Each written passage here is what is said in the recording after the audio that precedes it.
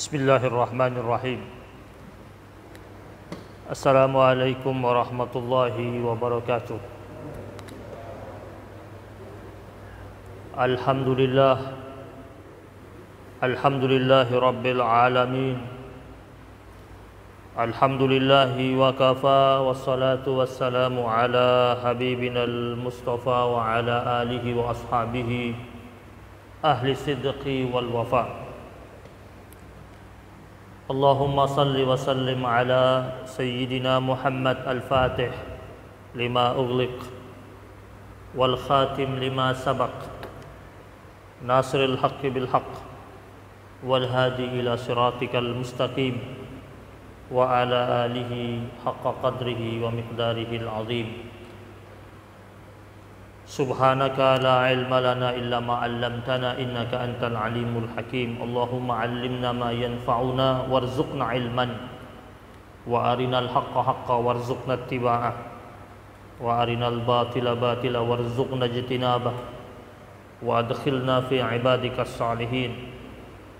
Subuhun qudusun rabbuna wa rabbul malaikati warruh. Muslimin muslimat jamaah salat maghrib Masjid Quba yang dirahmati Allah Subhanahu wa taala. Alhamdulillah, segala puji senantiasa kita persembahkan kepada Allah Subhanahu wa taala atas rangkaian kenikmatan dan kebaikan yang terus-menerus Allah Subhanahu wa taala hadirkan dalam kehidupan kita, dan kita berharap semoga syukur itu senantiasa bersemayam terus dalam sanubari kita sebagai rasa terima kasih kita yang paling agung dan paling tinggi hanya kepada Allah Subhanahu wa taala.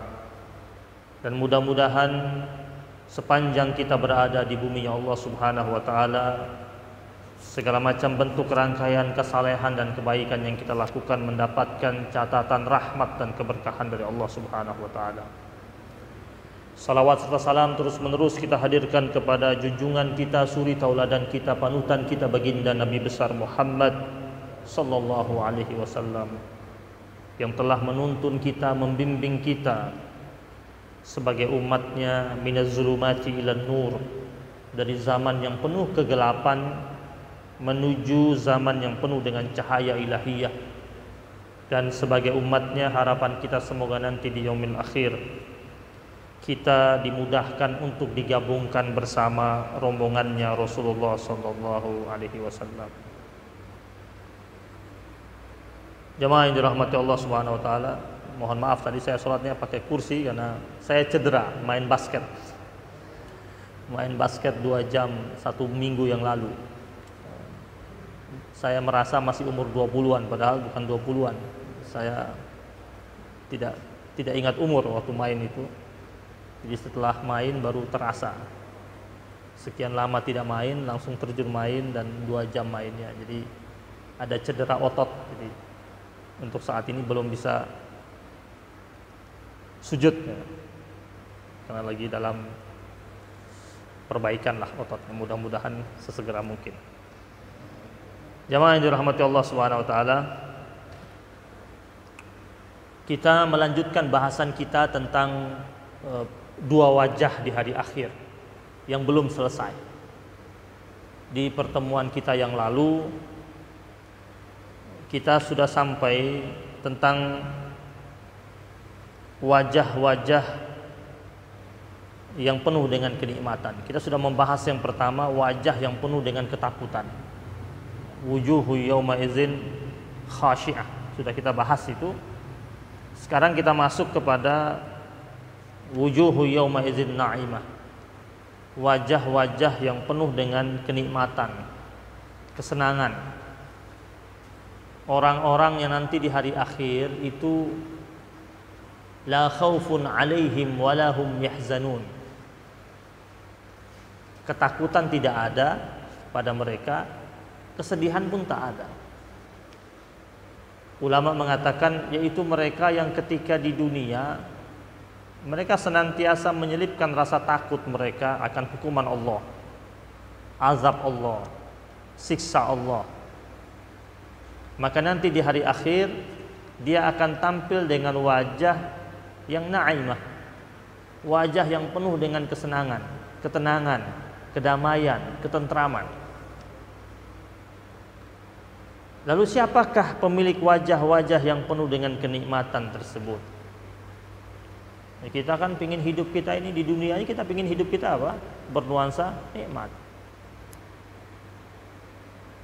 Orang kalau hidupnya ada nikmatnya, senang dia. Senang. Walaupun dia makan dengan makanan yang sederhana, tapi dia menikmatinya, dia senang. Bayangkan itu didapatkan oleh hamba Allah nanti di hari akhir, yaitu kenikmatan yang tak terhingga sebelum dia ditempatkan di surga. Yang lain merasakan kepanasan yang amat sangat panas, dia tak merasakan. Dia tak merasakan. Dia na'imah, nikmat aja. Yang lain penuh dengan kebingungan, kekhawatiran tentang mizan yang bakal dia lalui, dia tetap tenang. Ya, salah satunya itu dikatakan wajah-wajah hamba Allah yang penuh dengan kenikmatan itu siapa? Umat Nabi Muhammad yang diperkenankan sampai di telaga Al-Kautsar itu. Nabi bercerita kepada para sahabat-sahabatnya tentang janji Allah buat Nabi tentang sebuah telaga yang dipersembahkan untuk Rasulullah SAW yang bernama Al-Kautsar. Jadi nanti di hari akhir itu para nabi-nabi itu mereka masing-masing memiliki telaga.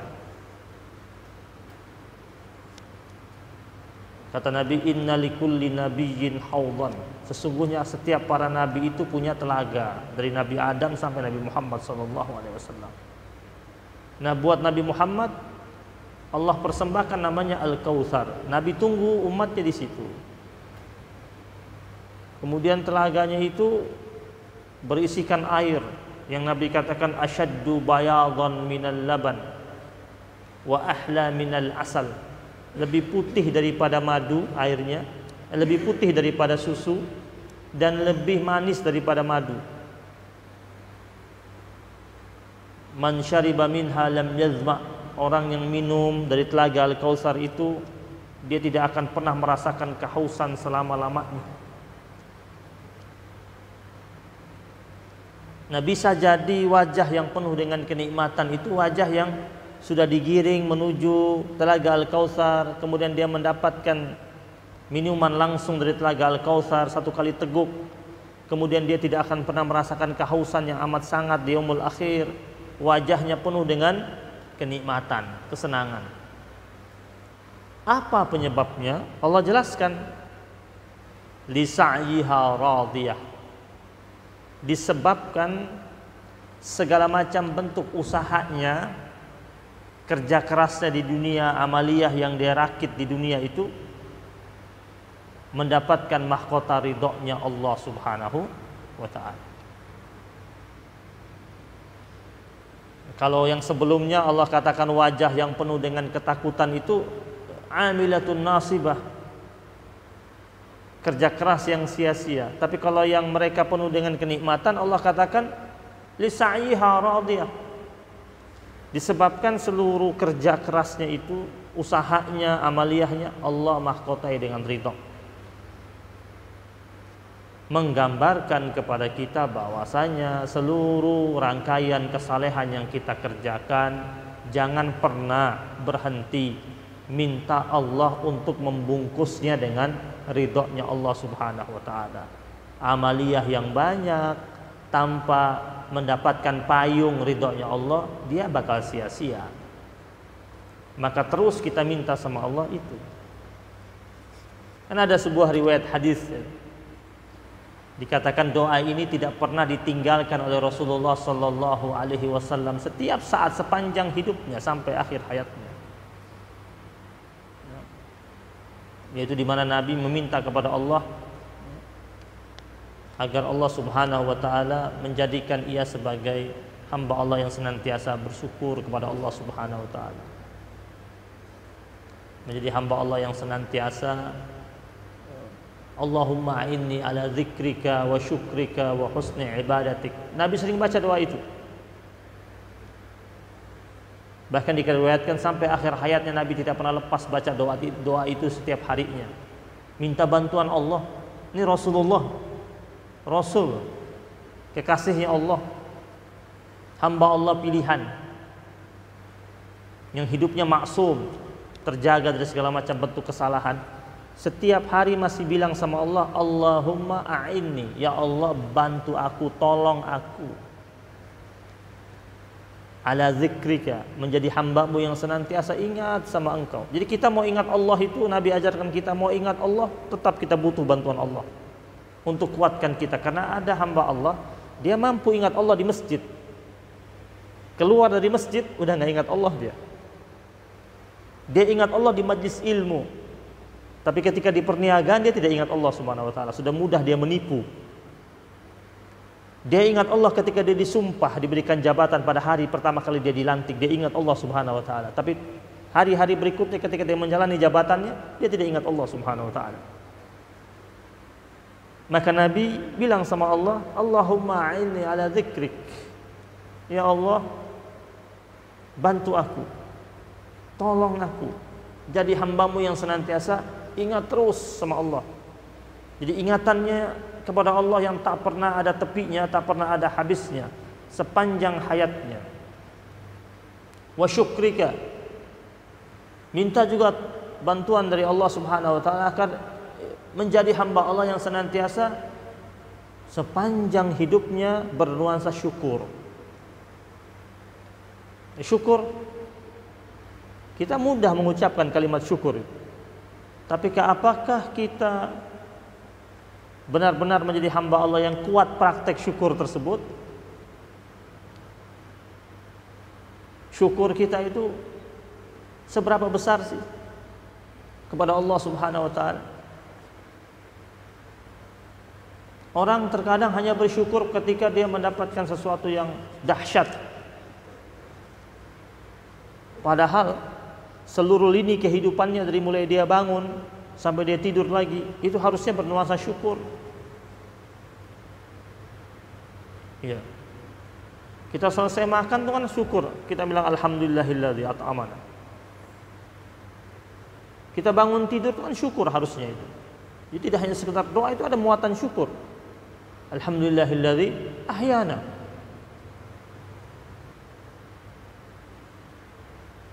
Betapa indahnya Islam, setiap aktivitas yang telah kita lakukan dengan sempurna itu ditutup dengan kalimat syukur sampai kita selesai pengajian. Subhanakallah bihamdika, itu pujian juga. Nah, Nabi ajarkan kepada kita umatnya untuk senantiasa tidak pernah berhenti minta sama Allah, menjadi hamba Allah yang setiap saat dikuatkan oleh Allah Subhanahu wa taala sebagai hamba yang senantiasa kuat bersyukur. Wa husni ibadatik, juga minta yang ketiga kata Nabi, minta sama Allah agar kita dijadikan sebagai hamba Allah yang benar-benar mampu melaksanakan amaliah ibadah dengan cara yang terbaik, terindah. Di ibadah kita itu menjadi indah, menjadi kuat, menjadi bagus, terawat dengan sebaik-baiknya, itu berkat kekuatan dari Allah Subhanahu wa taala. Kita mau bangun tahajud di malam hari, setelah selesai Isya kita dialog sama Allah, kita bilang ya Allah mudah-mudahan saya mudah bangun nanti pada jam 2 atau setengah 3. Insya Allah mudah bangunnya. Tapi tanpa dialog kita dengan Allah, tanpa kita berdoa kepada Allah Subhanahu wa taala, terus kita hanya berharap dengan kemampuan kita sendiri, dengan menyiapkan alarm, 2 handphone semuanya bunyi alarmnya, bisa-bisa nggak bangun. Kenapa? Karena nggak ada doa kita kepada Allah, minta pada Allah untuk kuatkan kita menjadi hamba Allah yang tubuh ini milik Allah Subhanahu wa taala. Minta Allah kuatkan kita menjadi hamba Allah yang mudah terbangun di malam hari dan mampu melaksanakan qiyamul lail. Nah, jemaah yang dirahmati Allah Subhanahu wa taala, li sa'yiha radiyah. Nah, ketika usahanya Allah mahkotai dengan ridhonya Allah Subhanahu wa taala, Allah katakan fi jannatin 'aliyah. Kalau Allah sudah ridha, Allah tempati di mana? di surga yang tertinggi, tempat yang mulia yang merupakan anugerah Allah Subhanahu wa taala. Nah, berbicara mengenai surga itu di dalam Al-Qur'an, dalam surat Al-Baqarah ayat yang ke-25. Salah satunya, ini gambaran surga ini kan banyak sekali kita temukan dalam Al-Qur'an. Salah satunya kita bisa lihat pada surat Al-Baqarah ayat yang ke-25, Allah menggambarkan tentang nikmat surga yang Allah persembahkan kepada orang-orang yang beriman, di mana Allah berfirman, "Wa basyiril ladzina amanu wa 'amilus salihati anna lahum jannatin tajri min tahtihal anhar. Kullama ruziqu minha min thamaratin rizqa qalu hadza alladzi ruziqna min qabl wa utu bihi mutasyabiha."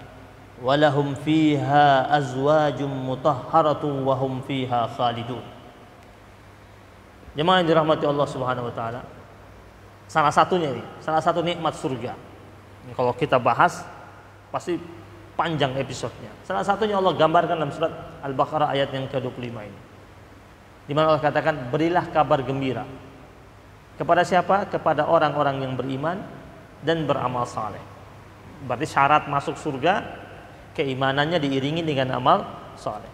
Apa yang bakal Allah berikan? Annalahum jannatin tajri min tahtihal anhar.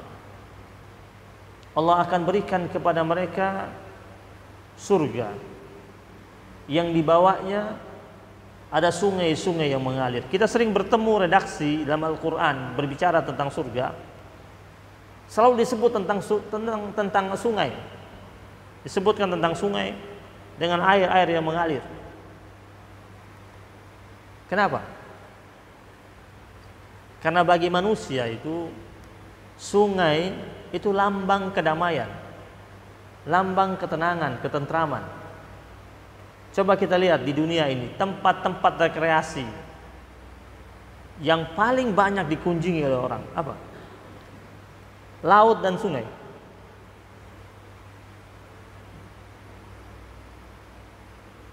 Dan Allah gambarkan buat kita, hamba-hamba Allah yang beriman, nanti di hari akhir Allah Subhanahu wa taala berikan surga, tapi posisi sungai yang mengalir itu di bawah. Kalau di dunia kita lihat sungai yang kita kunjungi atau lautan yang kita datangi bisa sejajar dengan kita, atau bahkan banyak wilayah, banyak daerah, banyak negeri yang lautnya berada di atas daratan seperti Belanda dan lain sebagainya. Tapi ketika Allah berbicara tentang surga nanti di hari akhir, Allah katakan jannatin tajri min tahtihal anhar. Allah muliakan hamba-hamba Allah yang ada di surga itu dengan Allah tempatkan mereka di atas. Di atas. Sungai yang begitu luas, yang begitu indah berada di bawah kendali mereka, penghuni surga. Mereka puas melihat view sungai tersebut dari segala macam penjuru. Mereka boleh minta sama Allah Subhanahu wa taala per tiap hari mengganti view-nya. Kita kalau punya apartemen satu yang view-nya lapangan golf, 30 tahun kita tinggal di situ, view-nya cuma satu kan? Tapi kalau Allah tempatkan kita di surga, tempat surga itu ketika kita bilang, "Ya Allah, besok saya mau view-nya ke arah mana?" Sebut saja. Allah ganti. Kenapa? Karena Allah katakan di situ sungainya berada di bawah. Di bawah, kita di atas. Pemuliaan yang Allah berikan kepada hamba-hamba Allah yang beriman. Lalu kullama ruziqu minha min thamaratin rizqa. Allah berikan mereka rizki berbentuk buah-buahan. Kenapa nikmat surga itu Allah sebut tentang buah? Nah, buah itu makanan-makanan sehat. Orang lagi dirawat di rumah sakit, yang lain-lain tidak boleh dibawa, tapi buah masih boleh nggak dibawa? Masih boleh dibawa. Ya. Dan penghuni surga makanannya sehat semuanya. Makanannya bernutrisi tinggi, bervitamin yang sangat tinggi juga. Allah katakan setiap kali kami berikan rezeki mereka berbentuk buah-buahan. Qalu, Mereka lihat buah-buahan itu datang, Pak. Ada anggur, ada mangga, ada salak, ada duren, semuanya datang. Ketika mereka lihat itu, mereka bilang apa? Qalu hadzal ladzi ruziqna min qabl. Oh, ini buah-buahan ini yang pernah kita dapat dahulu di dunia. Ini kan pernah ada. Mereka pada ngomong begitu, penghuni surga. Oh, ini pernah ada di dunia. Kita pernah ketemu anggur, kita pernah ketemu mangga, kita pernah ketemu pisang, kita pernah ketemu duren. Disebut semuanya. Tapi apa kata Allah di sini? Wa utu bihi mutasyabiha. Dan kami datangkan kepada mereka buah-buahan itu mutasyabiha. Mirip tapi tak sama, Pak. Mirip tapi tidak sama. Duren yang ada di surga itu duren yang kelasnya berbeda sama duren yang ada di dunia. Mangga yang kita makan di dunia pakai nunggu musim. Di surga nggak pakai nunggu musim. Mangga yang kita beli di dunia itu kadang-kadang suka dapat yang kecut kan? Kalau mau dapat yang bagus harus datang ke minimarket yang mahal. Dan kadang-kadang juga tidak memuaskan kita dari sekian banyak yang kita beli.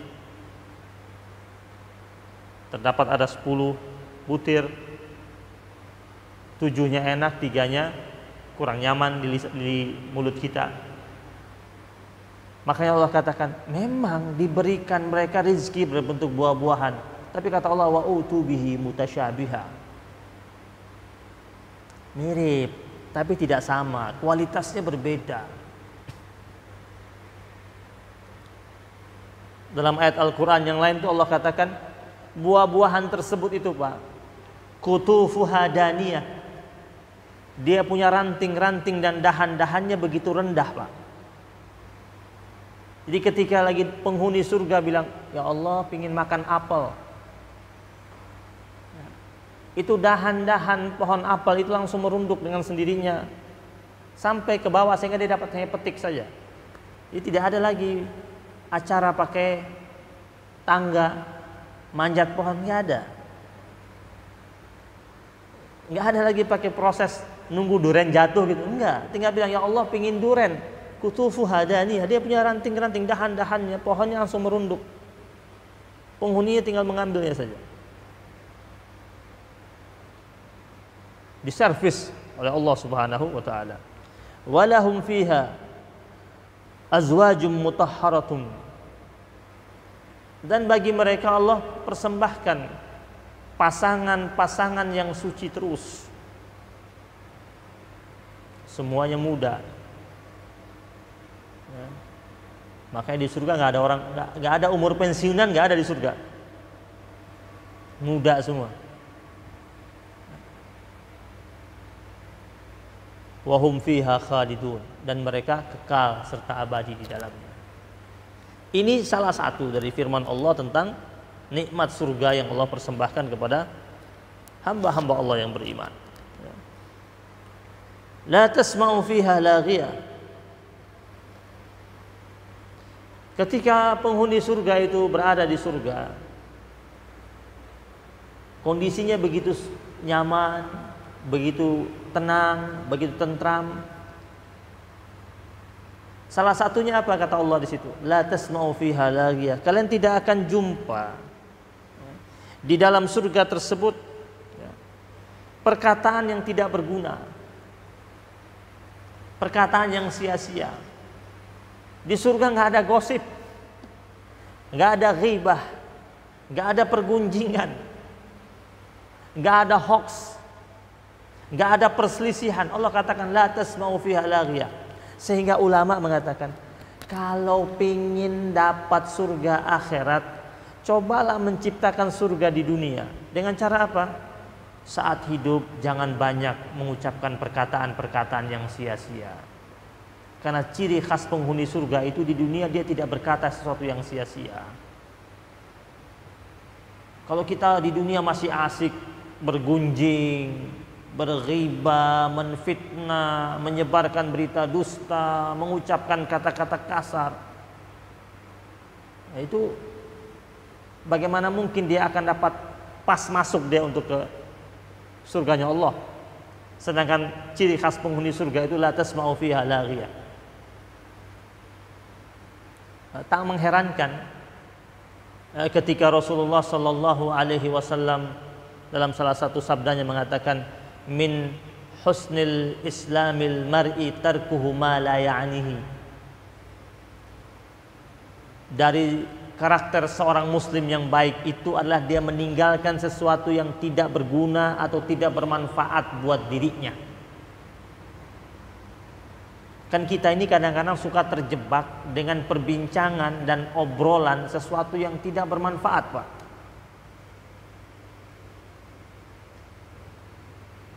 Contoh nih, kita duduk di tempat yang bermanfaat, kita cenderung tidak betah. Ini duduk di masjid nih, habis maghrib sampai isya, 1 jam paling lama. Tapi banyak yang tidak betah. Padahal isinya manfaat. Tapi duduk di kafe, warung kopi, pesan kopi 1 cangkir, itu 3 jam gak habis itu kopi. Ngobrolnya panjang. Segala macam bentuk bahasan dibahas itu. Obrolan yang dari grup WhatsApp itu dibahas di situ, yang dia nonton di televisi dia bahas di situ. Yang terkadang yang dia omongin itu nggak ngefek sebenarnya. Dia bukan orang hukum. Terus dia berbicara panjang lebar sama teman-teman di warung kopi itu tentang hukum dan bagaimana menegakkan hukum. Sedangkan dia bukan orang hukum dan tidak punya kapasitas sebagai penegak hukum. Yang ibarat bahasa orang zaman sekarang nggak ngefek. Nggak ngefek.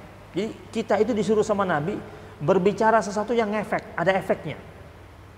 Maka Nabi mengatakan min husnil islamil mar'i tarkuhu ma la ya'nihi. Dari karakter seorang muslim yang baik itu dia meninggalkan sesuatu yang tidak bermanfaat buatnya. Kalau kita duduk bersama sahabat-sahabat kita, pembicaraan itu ada manfaatnya, lakukan, do it. Do it, lakukan. Tapi kalau dari pembahasan itu tidak ada hasilnya, tidak ada manfaatnya, mendingan tinggalkan, mendingan duduk zikir atau baca Quran. Daripada kita buang banyak waktu, bahkan kita menghimpun dosa bahkan. Waktu itu jalannya cepat. Sekarang udah tahun 2021.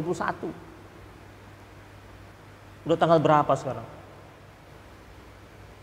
Ntar lagi udah pertengahan bulan. Gak terasa itu. Ulama mengatakan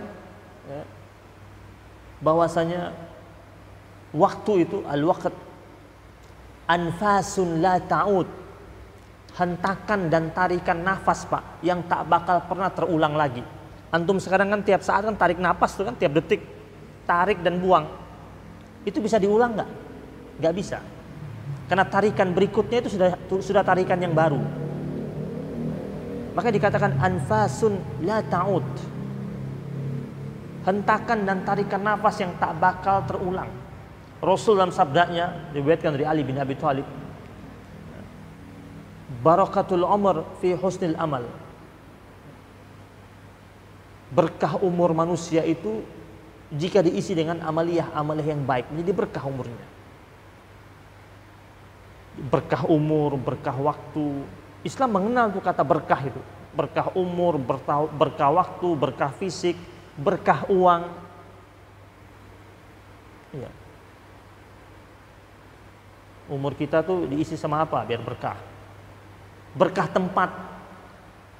Ada tempat mengandung berkah, ada tempat tidak mengandung berkah. Ketika Nabi Isra Mi'raj kan dikatakan tentang Masjidil Haram, Masjidil Aqsa, yang Allah katakan apa? Barakna haulahu, yang kami berkahi tempat-tempat yang berada di sekitarnya. Berarti ada tempat yang memang difahami memiliki nilai berkah, ada tempat yang dimensinya bukan berkah. Kita duduk di tempat yang penuh dengan keberkahan, maka kebaikan yang kita rengkuh. Tapi kalau tempat yang tidak memiliki dimensi keberkahan, maka energi negatif yang bakal menempel pada diri kita. Nah ini. Lalu berikutnya, Allah kata la tasma'u fiha laghiya. Penghuni surga itu tidak ada perkataan yang sia-sia. Semuanya manfaat. Semuanya berguna, ya. Fiha ainun jariyah. Allah persembahkan bagi penghuni surga itu mata air yang mengalir, sungai-sungai yang indah. Kalau dalam riwayat hadis itu dikatakan ada sumber mata air tawar, ada sumber mata air susu, ada sumber mata air madu, ada sumber mata air khamar. 4. Itu persembahan Allah. Bahkan sumber mata air khamar itu dikatakan oleh Rasulullah SAW, orang yang di dunia minum minuman keras, jangan harap dia akan mendapatkan surganya Allah, dan jangan harap dia akan dapat minum sungai mata air khamar yang Allah persembahkan buat mereka yang beriman.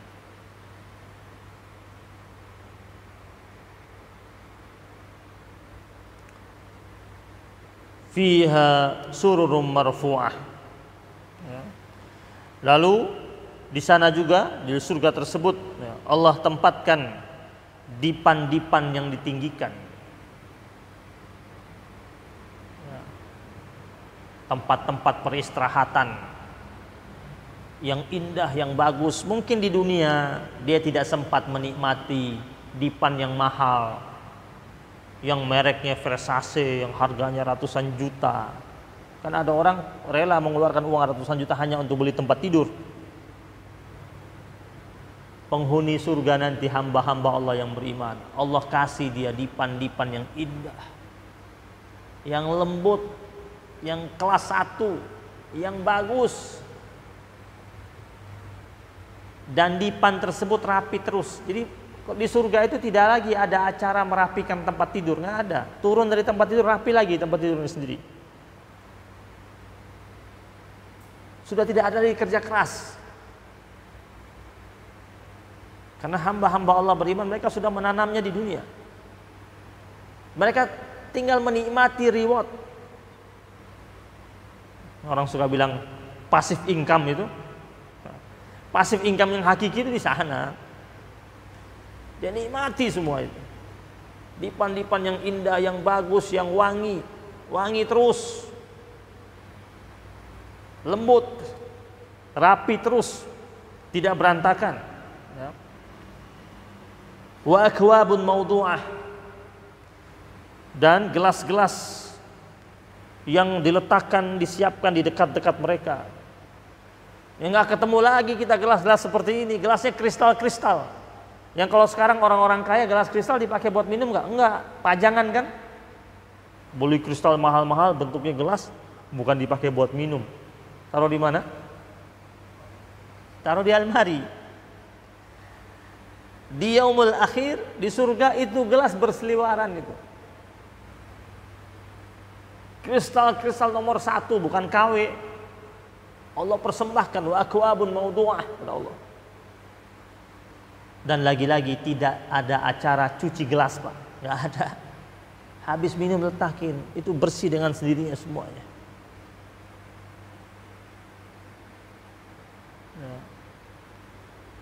Wa namariku masfufah. Dan bantal-bantal yang tersusun rapi, indah. Diriwayatkan bantal-bantal di surga itu, Pak, dia ikut irama kepala kita. Jadi nggak ada tuh orang nanti di surga tidur salah bantal, nggak ada. Kalau di dunia ada salah bantal kan? Salah bantal terus pagi-pagi dia jemur bantalnya. Ini bantalnya Allah kasih, bantalnya yang dia letakkan. Kalau diletakkan kepalanya, bantalnya ikut irama kepalanya. Kalau dia pakai buat sandar, dia ikut pinggangnya bantalnya. Bersih dan wangi. Nggak kayak bantal di dunia banyak pulaunya. Nggak ada. Rapi, bersih. Ini nikmat surga Allah persembahkan buat yang mukmin. Wa zarabiyyu mabsusah, dan permadani yang dihamparkan oleh Allah Subhanahu wa taala. Penghuni surga itu nanti ketika dia jalan-jalan di taman-taman surga, terus dia bilang, "Ya Allah, saya ingin duduk di sini ya Allah." Datang itu permadani, terhampar dengan sendirinya. Duduk dia bercengkrama dengan keluarganya, dengan kerabatnya. Makan di situ, minum di situ.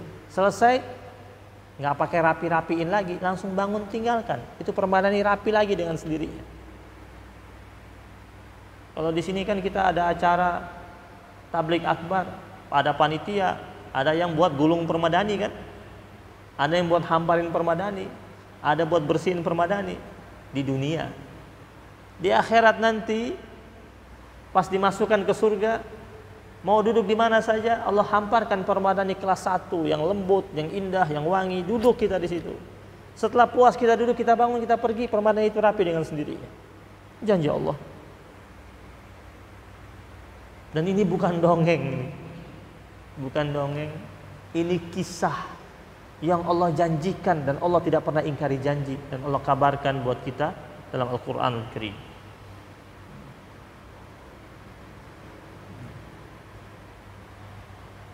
Afala yanzuruna ilal ibli kaifa khuliqat. Nah, menarik sekali setelah Allah gambarkan ya, tentang kondisi neraka, tentang kondisi surga berikutnya di surat Al-Ghasyiyah ini ya, kemudian Allah Subhanahu wa taala mengajak kita sebagai hambanya untuk merenungi ciptaan Allah Subhanahu wa taala yang Allah hadirkan di dunia ini, yang kalau kita renungkan semuanya memiliki keistimewaan yang keistimewaan tersebut tidak mampu diciptakan oleh makhluk, tidak mampu diciptakan oleh manusia, kecuali itu memang hasil keagungan dan kebesaran Allah Subhanahu wa taala. Maka Allah suruh kita renungkan, afala yanzuruna ilal ibli kaifa khuliqat ya. Dan ya, tidakkah mereka memperhatikan bagaimana unta itu diciptakan? Perhatikan unta. Kenapa Allah sebut unta? Karena ada banyak hewan-hewan lain juga Allah sebut dalam Al-Quran, tapi kali ini Allah sebut unta. Saya rasa yang pernah berangkat umroh, berangkat haji pasti sering ketemu dengan unta, atau yang sering ke kebun binatang ketemu juga dengan unta. Kenapa Allah sebut unta ini? Unta ini khalqun ajib, salah satu ciptaan Allah yang unik. Kenapa? Karena memiliki banyak keistimewaan. Seluruh tubuhnya itu mengandung manfaat. Unta itu, seluruh tubuhnya. Bahkan dalam hadis sampai air kencingnya. Berikutnya, unta itu berat gak badannya? Berat. Berat dia. Tapi coba perhatikan, badannya yang begitu berat, ketika dia jalan di padang pasir, kakinya tidak pernah terbenam, Pak. Kita ini, berat saya 68, 69 kilo. Saya jalan di padang pasir, masuk gak kaki saya? Masuk. Unta itu kan ratusan kilo beratnya. Coba perhatikan, lihat baik-baik. Tapi jangan dekat-dekat lihatnya. Ini ketendang lagi sama dia. Perhatikan unta itu. Jalan di padang pasir. Kakinya gak terbenam. Kuda masih terbenam kakinya. Unta tidak, kayak melayang. Padahal badannya kan berat, lebih berat dari kuda. Belum lagi ada barang-barang yang dia bawa di atasnya. Maka Allah bilang, lihat, perhatikan tuh bagaimana Allah suruh perhatikan baik-baik ciptaan Allah ini. Kalau bukan kuasa Allah nggak mungkin. Kayak melayang dia jalan.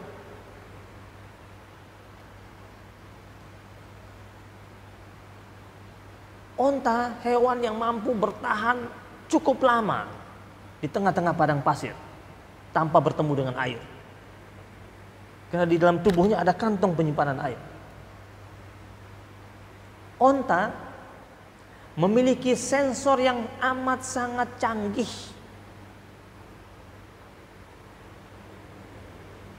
Yang tak bisa diciptakan oleh manusia. Bahkan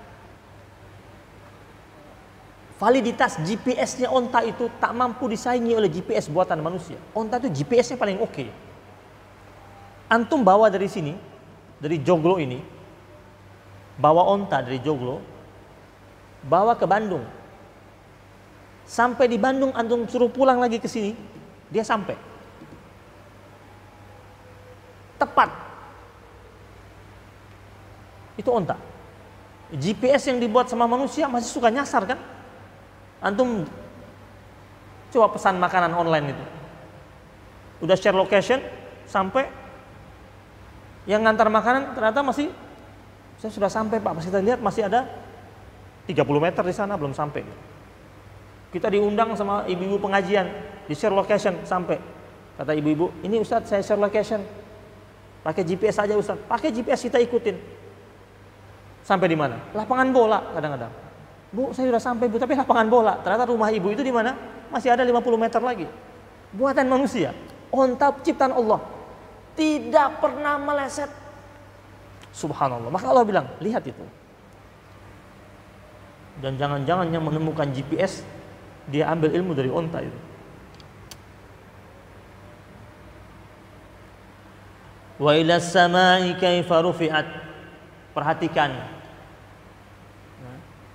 bagaimana kami mengangkat langit itu, kami tegakkan langit. Perhatikan langit yang Allah ciptakan buat kita. Tanpa ada retak, Pak. Bentuknya sempurna, indah. Langit-langit yang dibuat sama kita, masjid, ada bentuk langit-langitnya, ada retaknya enggak? Ada retak, ada bocornya. Allah angkat langit buat kita ini tanpa penopang. Kita bangun masjid harus ada penopangnya. Tanpa penopang. Allah suruh kita renungkan kuasa Allah. Terus kita perhatikan dari langit, ternyata Allah turunkan sesuatu yang bermanfaat buat kita. Air. Yang merupakan penguapan daripada laut. Laut menguap naik ke atas berbentuk awan. Kok turunnya kok nggak asin? Air hujan itu kan dari penguapan dari sungai dan laut. Naik ke atas. Kok nggak asin? Kelamaan musim kemarau. Kemudian kan sering dibuat hujan buatan kan? Itu apa yang disemprot itu? Garam juga. Tapi pas turun kok nggak asin? Siapa yang buat nggak asin? Walaupun ada analisa ilmiah begini-begini, itu kan manusia punya analisa. Tapi kalau bukan kehendak Allah, kuasa Allah. Bayangkan kalau seumpamanya Pak, hujannya itu asin Pak. Ikan asin semua kita Pak. Ya turunnya nggak asin. Allah bilang, lihat langit bagaimana kami angkat buat kalian. Dan dari langit kami turunkan sumber kehidupan berbentuk air, masuk dan menyerap ke dalam perut-perut bumi. Tumbuh segala macam bentuk tumbuh-tumbuhan yang dapat kalian konsumsi dan kalian makan. Berbentuk beras, berbentuk gandum dan buah-buahan dan lain sebagainya. Wa ilal jibali kaifa nusibat. Dan perhatikanlah gunung-gunung bagaimana kami tegakkan. Gunung itu berjalan ya?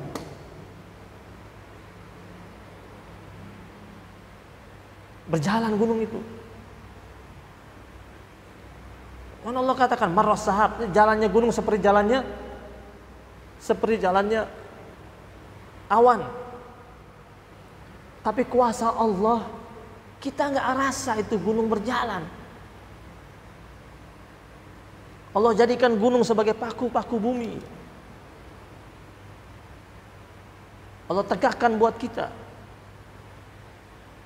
Di situ ditempati oleh hewan-hewan, makhluk-makhluk Allah Subhanahu wa taala yang lain. Jadi Allah ini ciptakan bumi ini proporsional.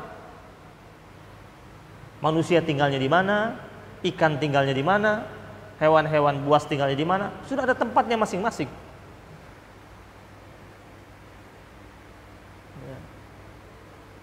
Wa ilal ardi kaifa sutihat, dan perhatikan bumi bagaimana kami hamparkan, kata Allah. Allah suruh kita renungkan bumi yang Allah hamparkan buat kita. Yang kita semua tahu, kesepakatan mengatakan bumi ini bulat.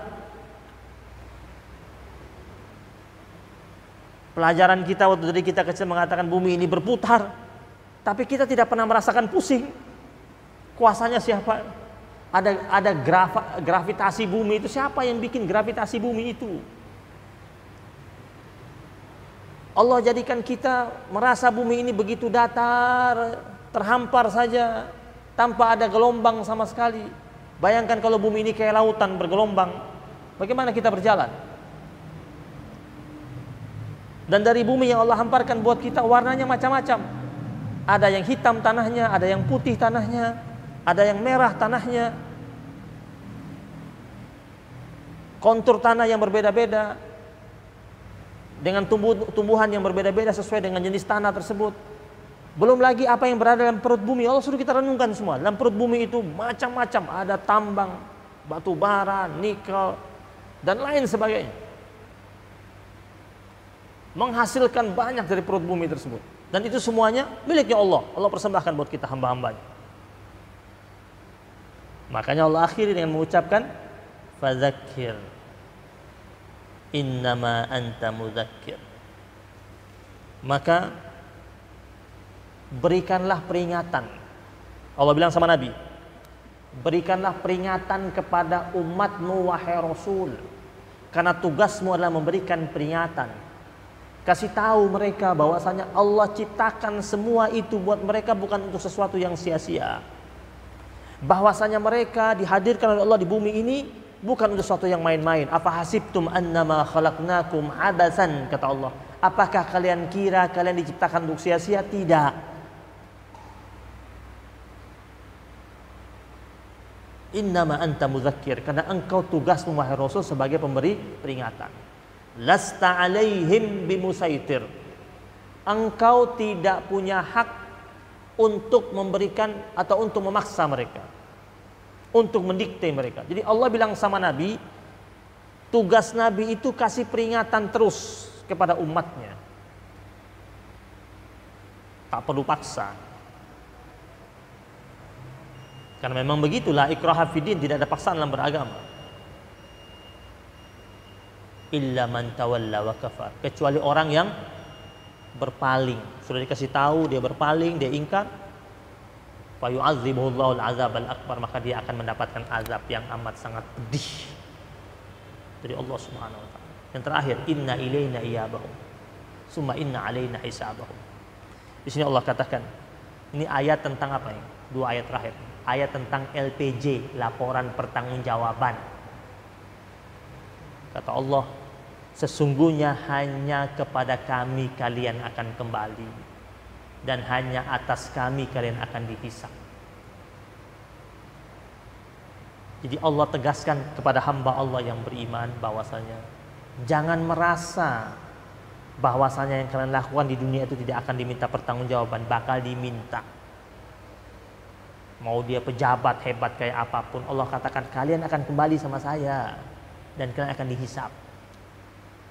Sekarang mungkin hebat dia, tapi berapa lama hebat dia bertahan? Berapa lama dia berkuasa? Berapa lama dia memiliki kemampuan yang kuat? Berapa lama dia dikawal? Tapi setelah selesai urusan dia di dunia, Allah mengatakan inna ilaina iyabahum summa inna alaina hisabahum. Kalian hanya akan kembali kepada aku Allah, dan setelah itu kalian akan dihisab. Detil hisabnya. Dan orang yang paham ayat ini, maka ketika di dunia dia tidak akan mudah sewenang-wenang. Kenapa? Karena dia tahu semua yang dia perbuat, dia akan berhadapan dengan pengadilan Allah yang amat sangat fair, amat sangat adil, amat sangat lurus. dan akan menguliti seluruh yang dia kerjakan sedetil-detilnya. Dan orang yang senantiasa ingat ayat ini, insya Allah dia tidak akan mudah menjadi hamba Allah yang berbuat zalim. Dia tidak akan menjadi hamba Allah yang mudah berbuat zalim.